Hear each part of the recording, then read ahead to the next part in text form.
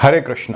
श्रीमद् भगवद गीता के 8वें अध्याय के श्लोक 16 में अब आगे भगवान श्री कृष्ण ने अर्जुन से कहा, आप ब्रह्म भुवना लोकः पुनरावर्तिनो अर्जुन मामुपेत्य तु कौन्ते पुनर्जन्म न विद्यते।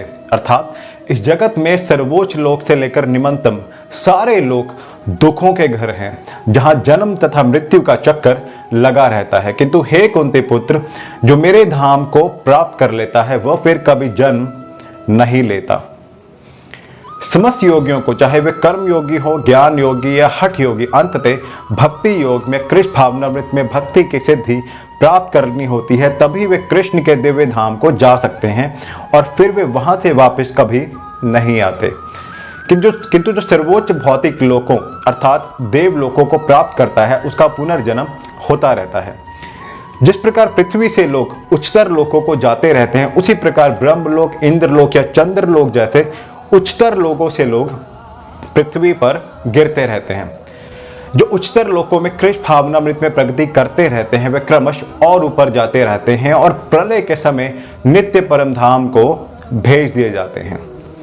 और अगले श्लोक में जानेंगे कि भगवान श्री कृष्ण ने अर्जुन से क्या कहा। तब तक मेरे साथ प्रेम से कहिए हरे कृष्ण राधे राधे।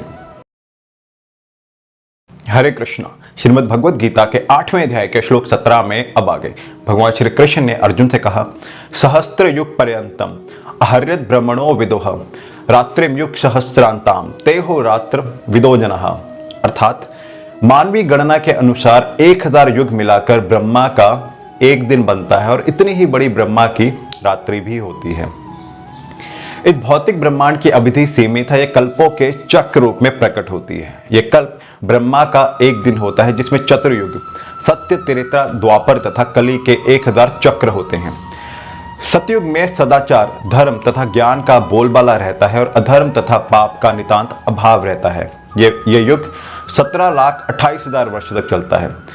त्रेता में पापों का प्रारंभ होता है। यह युग 12,96,000 वर्ष तक चलता है। द्वापर में सदाचार तथा धर्म का ह्रास होता है और पाप बढ़ते हैं। यह युग 8,64,000 वर्षों तक चलता है और अंत में आता है कलयुग, जिसे हम विगत 5,000 वर्षों से जी रहे हैं और जिसमें अधर्म, अज्ञान, कलह तथा पाप की प्रधानता रहती है और सदाचार लोप हो जाता है। यह युग 4,32,000 वर्षों तक चलता है। इस युग में पाप इतने बढ़ जाते हैं कि इस युग के अंत में भगवान स्वयं कल्कि अवतार धारण करते हैं, असुरों का संहार करते हैं, भक्तों की रक्षा करते हैं और दूसरे सतयुग का शुभारंभ होता है। इस प्रकार ये क्रिया निरंतर चलती रहती है।